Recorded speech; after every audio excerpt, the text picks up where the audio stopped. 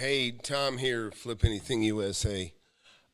So as you already know, the Fed has brought the rates up again another quarter point. Uh, this is, it's really not a surprise. I've refied just about everything when I saw it coming, say 8 months ago. I've been telling a lot of people, look, all my students anyways, I said, if you got something you want to sell, get rid of it now. The values are going down. The rates go up, the values go down. And it's funny, I was talking to a banker buddy of mine today, and I'm doing one minor refi just to have more lines of credit. I should have done this one a little bit earlier, but this is only about a $600,000. It's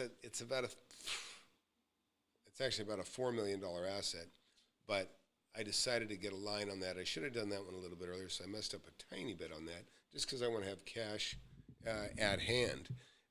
But hey, if it's your first time here, my name's Tom McKay. I've been buying and selling real estate since I was 19 years old. Hard for even me to believe that's been like 41 or 42 years now. And, these high rates are no surprise to me. I started in 1981 when they were coming down from like 14%. But there's a couple things I want to talk about and why things are going to get much worse for a lot of you. And I mean, to me, listen, there's always opportunities to make money in real estate, but some of you have kind of got yourself stuck. In fact, Ben Mala is one of them. And I'm actually going to do a video on Ben Mala called Ben Blew It, and I'll explain why. And I have the highest regard for Ben. Very honest guy, gregarious, good guy. But he blew it, and I'll explain in another video on that why. But let's talk about what's going on right now. So you got Biden. If you hadn't seen this, let's just take a look at this real quick. Okay, so obviously rates went up today. Yeah, there might be a pause. I actually don't think so. I think they're going to go up again the next quarter. They're going to go up again. I actually thought that they might have gone as high as 3/8, of a percentage up today, because really things are still relatively low as compared to when I started. You got to remember, I've seen rates like 16%, and so when you're born into real estate as an investor with those high rates, you never forget it. In fact, it's just been nothing but interest. My first 10 years of being an investor, the interest rate just kept going down and down and down, and it was a wonderful thing. So look, let's talk about this real quick. Let's watch this little clip. Let's watch a little bit of it. This is really important because to make insult to injury, to just make things even worse, you've got the banks, with every time the interest rate goes up, they have to tighten. They're going to give less and less credit. Now, the banks would even like to lower the rate. It's complicated to a degree, but I'm going to explain why the banks can't really lower the rates even though they want to good credit risk like myself and others. So hang on for that, and I'll be right back. It's the best thing I ever did. So look, if you just got here, please hit that subscribe button, hit that like button. I've been buying and selling real estate for such a long time that, I've seen a lot of things that most people haven't seen. But one thing you can always rely on is that, and I got to be careful how I word things because of the powers that watch the channel, but bad decisions are made constantly, and in ways that affect us all in the USA. Bottom line is there's now you're going to pay a premium. You're going to get dinged if you have good credit. So if you have good credit, you take care of your credit, have a good credit score. Well, now you're going to get dinged. You're going to pay a fee because you're of a privileged class, because you have a good credit score, because you did the right things. You worked late, you paid your bills on time, you saved your money, you didn't spend it frivolously. Well, now you're going to get punished for that. And let's just watch a little bit of this. And I'm going to set the speed up a little bit fast just so we can burn through this a little bit quicker. But this is important stuff. And hang out, because you're going to enjoy what I have to share with you in my conversation with the bank, and why the bank's hands are tied and why they would like to loan money for less, but they can't. Here we go. Biden's new rule for homeowners that's going to affect tomorrow is all about equity. We need to make equity and justice part of what we do every day. The Biden-Harris administration has made racial equity a centerpiece of our economic agenda. Please do work with us to put equity at the center of our collective response. He stood to run on equity and inclusion, and he has shown that throughout his administration. So these are investments that are going to be to the benefit of U.S. economic strength writ large, as well as representing a measure of justice and equity to communities that have been harmed. Well, the new rule... So what's funny about that is you just saw 3 or 4 people discussing business that know absolutely nothing about business and have zero background in business. And they're, of course, defending what's going on. Will require first-time home buyers with good credit to pay more a month than those with poor credit. Makes sense. So why is the Biden administration punishing people who pay their bills? Equity, of course. Todd, this is un-American. You have a mortgage, right? You got some kids now. You work hard here. You're up at what time every day? 2:30? I get up way earlier than that. I get up the other side of the clock. I get up in the 11:30 range. You always prep well for that show. Now I know why. 6 hours before you go on. The point is, you work hard, you pay your bills, you play by the rules, and this is what's going to happen. How do you feel about that? It's annoying and it's horrific. It is un-American. This is an administration that consistently gives the shaft to those who are responsible, who do the right things, and it rewards people who do the exact opposite. Look what it does with criminals. It is incentivizing criminals by not having any consequences to them. It's giving drugs to the individuals in Portland and other, and I know it's not directly them, but they're getting some funds vis-a-vis the federal government. And you just look across the board. If we don't incentivize good behavior, but instead incentivize bad behavior, what are going to be the consequences to our country? And you shouldn't be shocked at this, because when you look at Joe Biden and how he handles the federal bank account, he's spending like a drunken sailor now. Why doesn't he think that people who spend like drunken sailors should themselves not be rewarded? He wants those people rewarded, and it's just going to lead to a ridiculous debt cycle that in 30 to 40 years, our kids and our grandkids are going to have to pay for. Precisely. We were rewarding people who are not being responsible in terms of their budgeting in their households. And let's take a look, by the way, at the new mortgage fee structure. This is interesting. If you have a 620 FICO score, that's like a fair score, you get a 1.75% fee discount. But if you're at 740, which is a very good FICO score, then you're paying a 1% fee. Nicole, I'm old enough to remember 2008 and what caused the Great Recession at that time. It was primarily the housing market and imploding as a result of us giving loans to the government, giving loans to people who could not pay them back, and it took down the entire economy. I would think we would have learned from that, but it doesn't appear to be happening here. Yeah, so look, I don't even have to go through the whole thing. The bottom line is, and I, listen, I've got to be careful what I say, because I get punished. I get punished on this particular channel. So, but the bottom line is, you can draw your own conclusion from what you just saw. As they said, basically, there's it's interpreted by these folks as a punishment for good behavior. So you work hard for a good credit score, and then you go get a loan and you get punished. That's the new day and age we live in.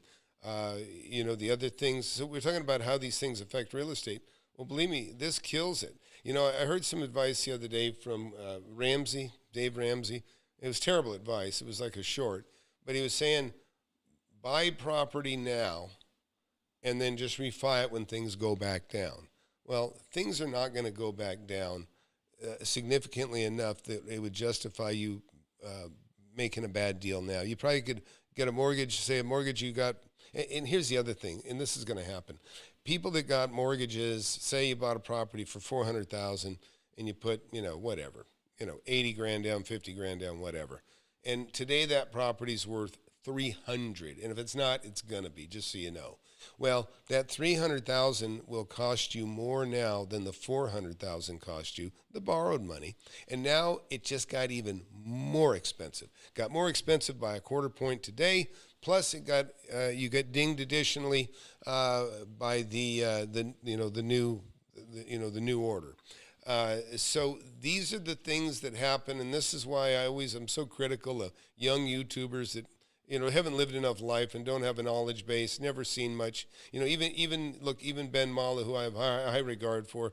Ben's younger than me. He's made more money than me, and he started later than I did. But really, and I'm going to talk about this in another video, that's what Ben's downfall was, is Ben didn't have my experience. Otherwise, he would have refied all that shit Because basically, near as I can guess, I saw, a nice interview that he did with Graham Stephan, and he blew it. He blew it, and that's what my video is going to be about.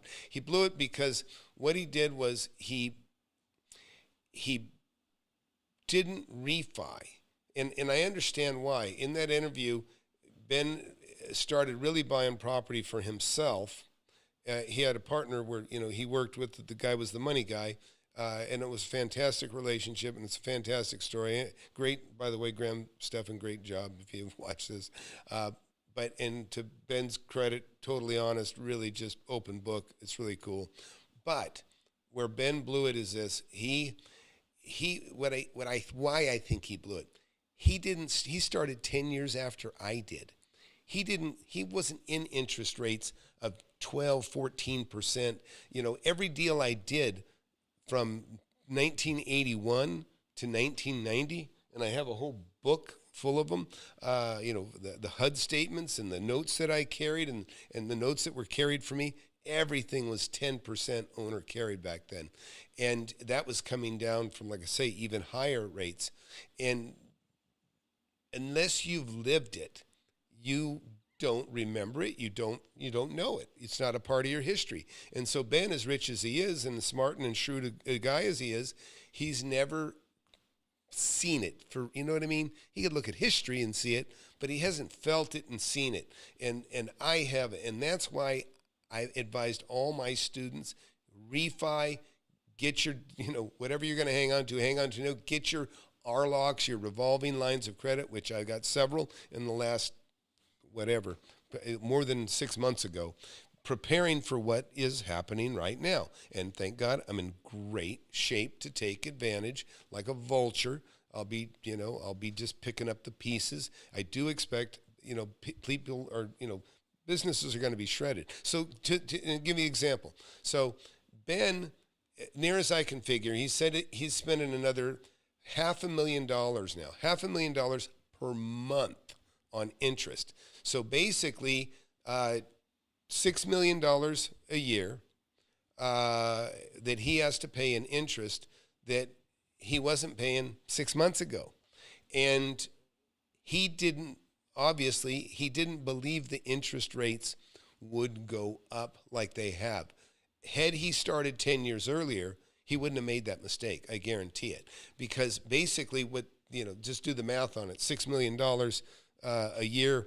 Basically, the interest rate's gone up over 4%, I think 4.5%, 4.75%. So basically, he's paying 4% on maybe a little more than 4% on $150 million of debt that he has at an adjustable rate. I'm speculating. I don't know this exactly for a fact, but I can do the math.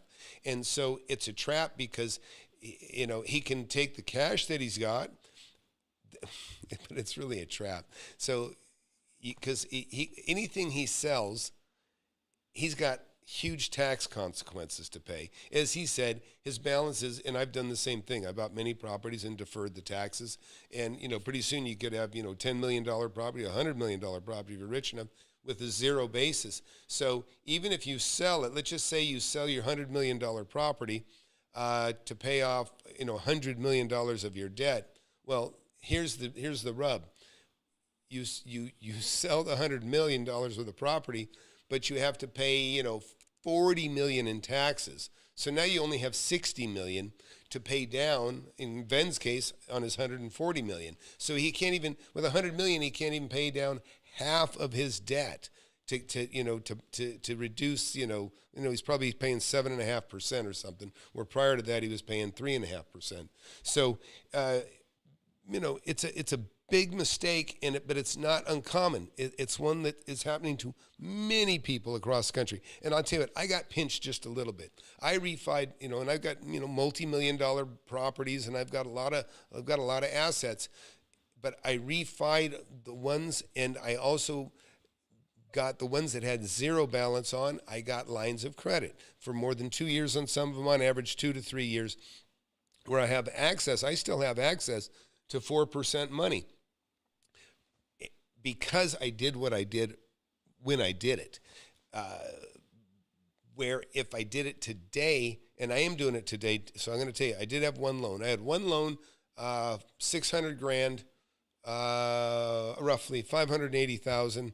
I just missed it. It was on a variable, and I got my report, and I go, what the hell is this? You know, the rate had jumped up to like 7.75 or maybe 8. And now it's probably 8.5 because of what's just happened today. So I thought, what the hell? Okay. I went ahead and got a line of credit on that. It's a $4 million asset, so I have a lot of equity. And I said, give me a line of credit, you know, give me 50% on this $4 million, you know, asset. So I'll have access to $2 million less the 600 or the 585 that I pay off. So I'll still be paying on the 5.8, and I got my line of credit 7.5%. So my line of credit is a better rate than the fixed one on that particular mortgage. So day one, I have a line of credit, $2 million line of credit with a $585,000 balance. Well, what am I going to do with that 585?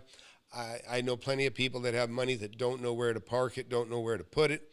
And so to them, I say, and to anybody watching, if you'd like, I tell them, look, I'll go ahead and borrow that. I'll borrow, you know, whatever. I'll borrow $1 million from you, and I'll give you 5%. And now I'll take that $1 million, and I'll go ahead and pay off that 585 that's at 7.5%. And now that's done, and now I'm saving 1.5% on $600,000, so $9,000 a year. It's something. It's something. You know, look at what Ben's doing. Ben Mala is selling the Batmobile and all the cars and different things. So back in 2009, similarly, when we had a crash, I knew that when things start going to hell, what happens with everybody, but particularly rich people that have a second home, or that have a car collection, or things that they don't need. What goes first? They get rid of the cars they don't need. Then they get rid of the second home, or whatever they can to make things easier, better. And so Ben's no different. He's getting rid of the cars. He's doing his Airbnb now out of his home. Which listen, I get it, but it just shows you that you all get beat up relative. It doesn't matter how rich you are. You get beat up the same way. But anyways, I'll do a video on that, and we'll talk about it. What else you got? So Barry, always count on Barry. Biden, no, I'm not going to say that. Let's see. I'm going to intentionally ruin my credit so I can get a better loan term. Hey, that's a great idea. You know what? Isn't that something? That's actually an interesting way to put it. Yeah, damage your credit and you get a better deal. Let's see. In that interview, Ben admits that he was pretty greedy and could have locked in a 3% rate when he was paying 2%. Yeah, that's interesting. I actually did a call with Ben because he expressed about getting some cheap money, and I said, I want to know where you get that money so cheap. And anyways, it turns out I had the same source, but 2%. I don't remember him getting 2%, but maybe. Listen, I've gotten 2% owner finance, but I haven't been able to borrow it at that. But either way, it doesn't matter. The point is, it's just like, BlackRock and some of these bigger companies, they make bigger mistakes. You've seen other people make, and Ben's no different. And really, this didn't intend to just talk about Ben. I'm going to do that in another video. But you can see the math. Just do the math. So you can see the trap that happens. And with Ben, and I'll talk about it more in another video. But you, like I say, you 4%, $150 million, $6 million a year interest. How do you get rid of the debt? You pay it off with cash. If you don't have cash, then you go to your assets. Maybe you sell something. Problem with selling with your assets is that your basis could be zero, and now every dollar you put out the fire costs you double or almost double because you have to pay the taxes on it. It's a big mess there. Hey, D. Felder, what's up? Anybody got any questions? What are your thoughts? Let's hear it. What was the other thing? We talk about First Republic.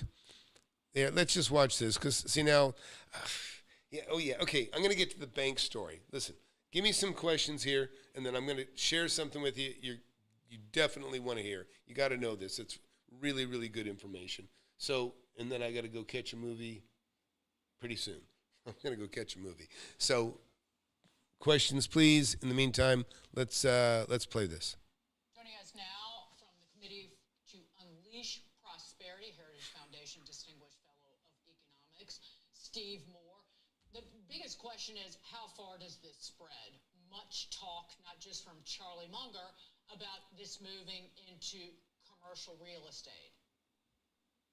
You know, I was listening to the White House press secretary talking about this today, and the more she tried to assure me that everything's just fine, the more nervous I got. So, look, I do think that you look at what happened today with some of these regional banks, PacWest, Western Alliance, they fell in their shares by 25, 30% in one day.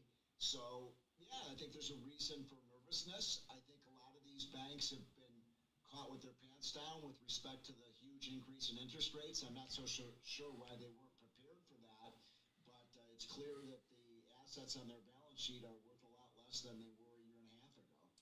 Steve, let's get to the debt limit debate because Biden's summoned a meeting with congressional leaders next week. You know, you're a longtime observer of D.C. You know how the swamp works.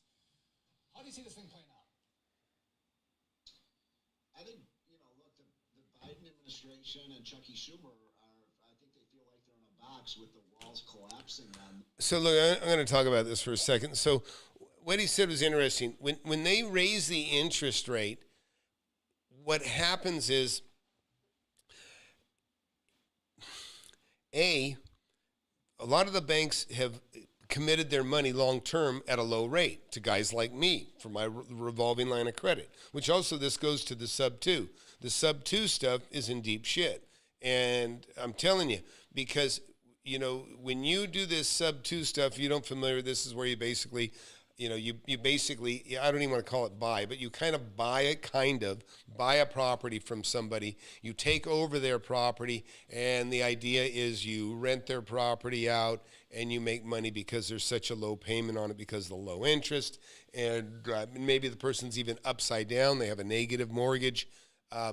Or basically they owe more than it's worth. They're upside down. But that's okay for a lot of the sub 2 crowd because they're going to make it up by the rental. Now, this is ridiculous. And listen, I bought a sub 2 property or two.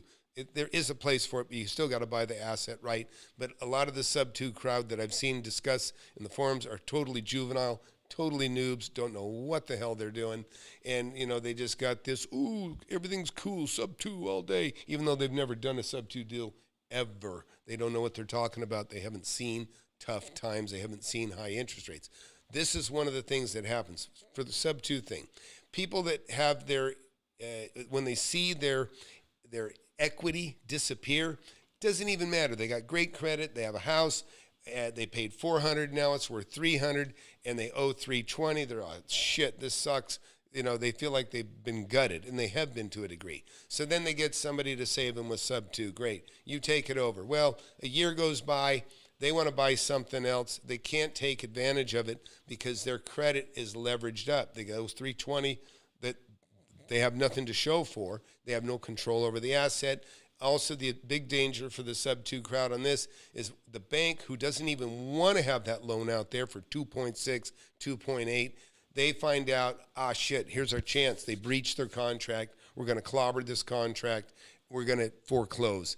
And now supposedly, you just say, it's homesteaded, you can't do it. Well, yeah, there are homestead laws. There's state laws that protect the Homestead Act. But guess what? If you moved out of your house and it's being rented to somebody else, you are no longer homesteading that house. You are not in a position to enforce that law because it doesn't serve you, because it's not true. You violated, you breached your contract. You're doomed if the bank wants to, and the bank does want to. They don't want to keep a loan out there for that cheap. They'd love to reloan the money for somewhere less than that. Now, that was my other second point.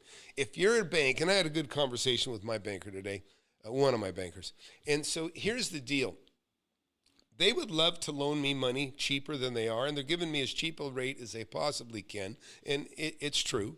But they can't go lower. And I'm like, well, listen, I'm going to go get private money. And so that's what I'm doing. I'm borrowing millions of dollars privately from people that want a good return secured by a lot of equity in the properties that I do own. I'll take that I'll take that cheap money, cheap today. I'll pay 5% on it. Maybe I pay 5.5%, depending. And they're getting a nice secure chunk of money, risk-free. I have the money, and what can I do with it? I can buy stuff with it. I can pay stuff off if I want to. If I have like this one, $585,000, I'll pay that off. See, with the $585,000, I pay that loan off. I still have a $2 million line of credit at 7.5%, which is higher than I want, but I have $2 million, just that one line of credit. I have several, but that one I can just write a check off on that $2 million and go. I can go steal something.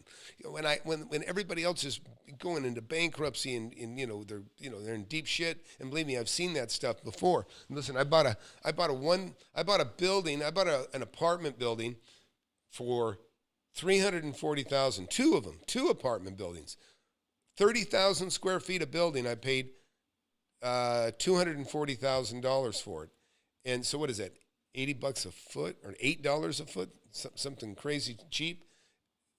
The reason I was able to do that is because the economy was just like it's heading to right now. So I know the importance of having cash, and anyway, and you should too. So a couple questions here. Hey Russ, thanks for popping in. Anybody got any questions? Just get to it. Yep, Rob. Thank you, Rob. Tom, where did you find private money? I know people that have money, and I'll tell you, listen, by the way, I'm going to plug the course here real quick. If you don't have my book, get my book, Wake Up and Smell the Real Estate. It's a no-brainer. You should have it. It costs $10 on Kindle. I'll read it to you for $10, I think, on Audible, or you can get the paperback version, which I recommend because, there's a little templates and thing in there. This book could be worth, it is worth $1 million to many people. It's worth tens of millions to me because I've made tens of millions of dollars doing what's in that book. And there's a lot more, though. If you can afford to get into it, I urge you to get into my mentorship. Let me show you this real quick.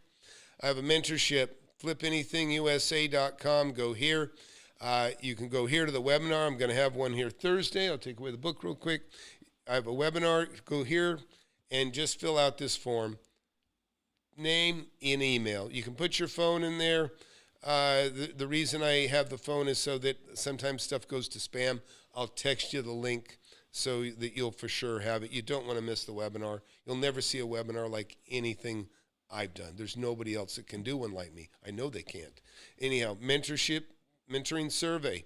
If you enjoy what you see in there, even if you don't, it doesn't matter. If maybe you've already read my book and been watching my channel for a while, fill out this mentorship survey. You'll get at least 10 minutes of my time. Some people get more than an hour.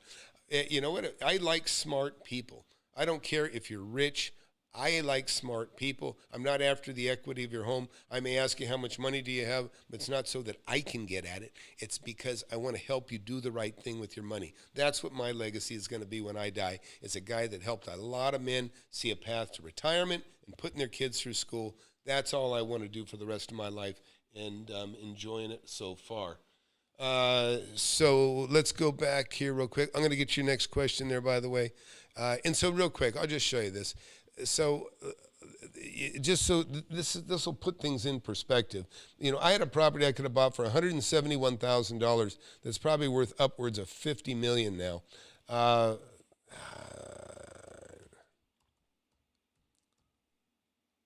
And I wish I would have bought it. But you can't buy everything. But I bought plenty of other stuff that I made a killing on. So take a look at this real quick. And don't go away. Listen, whatever you think you're doing, don't leave. Take a look at these buildings. See this here? This is a 21-unit building, 20,000 square feet basically. I bought that for $210,000. I bought the apartment building across the street from it. Oops, here we go. I bought the apartment building across the street, 13 units, $130,000. I bought them, these two together, $340,000. I made about $1.5 million between the two of these. This is another building I bought right next door. Unrelated sellers. I bought this one $400,000, 24 unit buildings, sold all these buildings for about $55,000 a foot, roughly. These two, $55,000 a foot. This one, not quite. This one more like closer to 25, 30. I sold this one ahead of this one. Anyways, the magic that real estate brings, there's just nothing like it. You got to believe me, and I wouldn't want you to believe anything else. So let's go to some questions here. Hey, Robert, glad you're here. Hey, Robert, be sure to send me an email. I want to touch base with you. Robert's in Portugal, and he's read the book, and I feel like he's a student in the mentorship, but he's definitely an avid student of the channel, and he's kicking ass in Portugal. Really proud of you, buddy. Really, really amazed what you've done. So, Ivan Rossi, hey, Tom, I'm 19 years old, started watching your channel about 2 months ago, have already read your book, and have about $2,000 saved up, ready to start to analyze and study the prices of homes around me. That's good. So that's good. So look, Ivan, I'm never one to stop investing. I always invest. I made an offer on something just the other day for it's like 700 and something thousand. It's always a good time to invest, but you're new, okay? And a lot of you are new and don't really know what the hell you're doing, and that's fine. That's understandable. This is a little bit, I'm just telling you, for you guys that aren't as experienced, it's a little bit of a wait and see thing. It's always a good time to get education, get my book, watch this channel, get education, go to my webinar. You'll learn a lot of stuff in my webinar alone. But what's important is, and by the way, just since you're 19, look, I bought my first building when I was 19, was offered $20,000 the day it closed. So you have opportunities. You can make things happen. I had less than $2,000 when I tied up that property. But at the end of 6 months, I had 6 months access to the property. At the end of the 6 months, I had the 10 grand that I needed to close it, and been an investor ever since.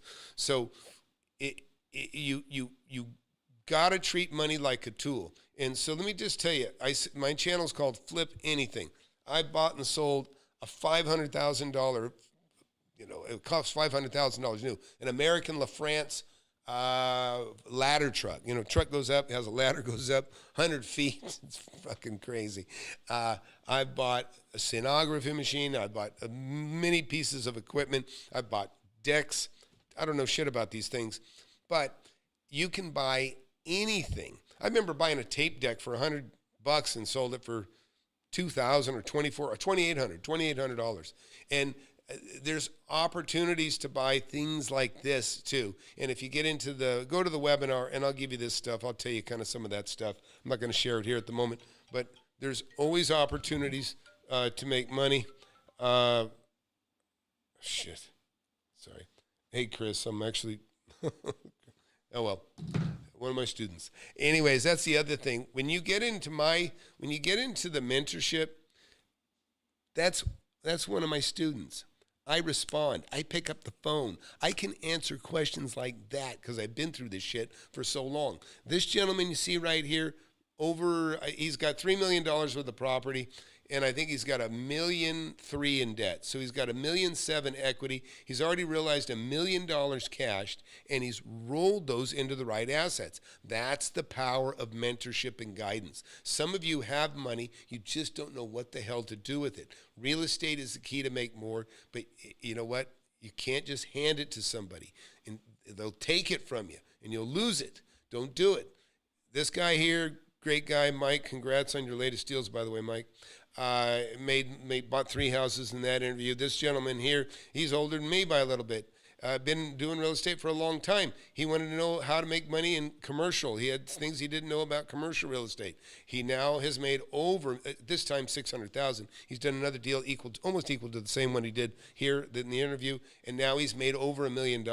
Ken Buccio, awesome guy. Really enjoy it. This gal's awesome too. She's fantastic. She's already she made 70 grand at this point. It's Tina, and she's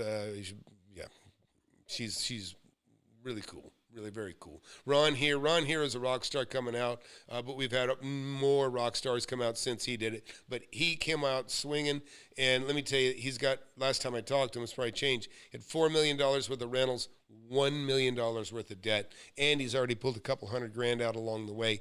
Imagine that. In 2.5 years of being in the mentorship, $4 million in rentals, $1 million in debt. He's made $3 million equity plus some other cash. Excellent guy. Good guy, too. Really smart guy. Garrett, another sharp guy, he sent me a copy of his first $25,000 he made. He made that just using the book. Believe me, you can read the book and figure out how to make money, too. But you'll be on steroids making money if you get in the mentorship. You can really do fantastic. Chris here, he's actually one who's just called me a little bit ago. He's now a full-time investor with $500,000. He just closed a deal, or he's just about to close a deal. Bought a lot for $100,000. Got offered $200,000. I told him to take it. He goes, I'm going to try to hold out for more. I go, don't. Never. I said, you can never get hurt taking a profit. Take that deal. And he held on for 3 weeks, held out for more. Now he's paying the price. But he's still, I think he's making $85,000. Could have made $100,000, but now he's making $85,000. And, these are lessons learned, but that's not a bad lesson.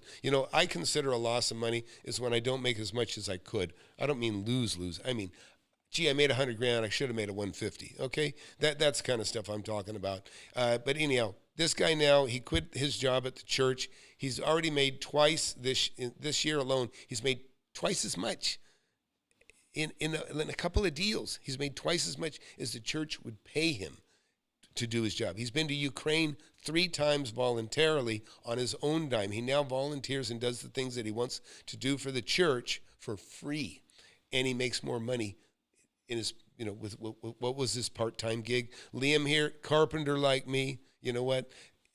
Great guy. I love it. We share, I do a lot of value-add stuff. I share it. I love carpentry. I love building in general. But the bottom line is, Liam there has made $550,000. Ken here, I'm sorry. Ken, is it Ken? Uh-oh. Ron, no. Hell. I haven't talked to him lately. I forgot his name. Hey. This $1 million deal. I've never, done this in my life. I was like freaking out, and after reading Tom's book and being involved in his mentorship, I've been able to make $200,000 on a house, another $200,000 on another house, and what I estimate is up in excess of $1 million in equity on the commercial building that I bought. So check that out. And he's sitting in one of the 2 commercial buildings that he bought that he figures he's made $1 million on, and that's it. What a beautiful shop. And again, he's like, everybody's just like, we're all the same. Listen, I'm a carpenter. That's it. The skills that I got that are special are just ones that you cannot learn in school. You can only learn through experience, and that's what you get from me. 40 freaking years of experience, and it shows in the results of the students that I have. And anyways, get in the mentorship, get the book, fill out the mentorship survey, and you can have a call with me for 10 minutes, and, consider it. Anyways, what else we got here? Is it possible to use your methods? Yeah, while being abroad, of course you can. Robert, thank you. I love it when my students answer questions like this. Just Robert wrote, I can answer that. Yes, you can. And it's true. He's done it, and he's not the only one. I also have a gentleman in Spain that's done extremely well. It's Vaughn. He's a guy that is a talented airplane mechanic. He does the annuals on airplanes, and, it's just a beautiful thing. So look, I'm going to go catch a movie tonight, and look, I'm really glad I took some time out to do this. Look, please hit that subscribe button. Just pound that subscribe button. It just takes a second. You can always, if I offend you later on, you can leave. You can leave another time. But hit that subscribe button. It helps my channel. Hit that like button. Ask any question you want. I want you to ask. Listen. Ask me all the questions that you should be asking, Anybody that smells or stinks, that's one of the things I tell you in my webinar. If I haven't answered every question, if I have not demonstrated that I am 100% genuine and real and have done all the things that I've done, bought houses and land and acreages and vacant lots and commercial buildings, industrial buildings, apartment buildings, and made millions on all of those things, you point me out, you call me out, I would love it. You know, this is what you need to do with anybody that wants to take money, that claims to have an expertise to mentor you. The guys that are the most popular on YouTube have the least experience. And I'm talking about Grant Cardone and I'm talking about Chris Crone. I don't think any of those could even come close to mentoring as well. Even my students know more than those guys. But what they do know about is hustling money from other people, other people's money, OPM, other people's money, using other people's money to buy assets. Grant Cardone and Chris Crone are pros at it, and that's why you see a lot of fake gurus flock to them for that information. You'll see these guys, well-known YouTubers. Why I paid Grant Cardone $120. What I learned from Grant Cardone, giving him $120,000 or $100,000 or $50,000. You know, these guys are buying influence. They pay to be buddy-buddy or to pretend to be friends with him, but there's a price they pay that you don't see, okay? They're not friends. It's a business deal. Anyways, thanks for watching, everybody. And again, I will leave you with this, and we'll see you soon. Well, I guess that button's not going to work. So talk to you soon.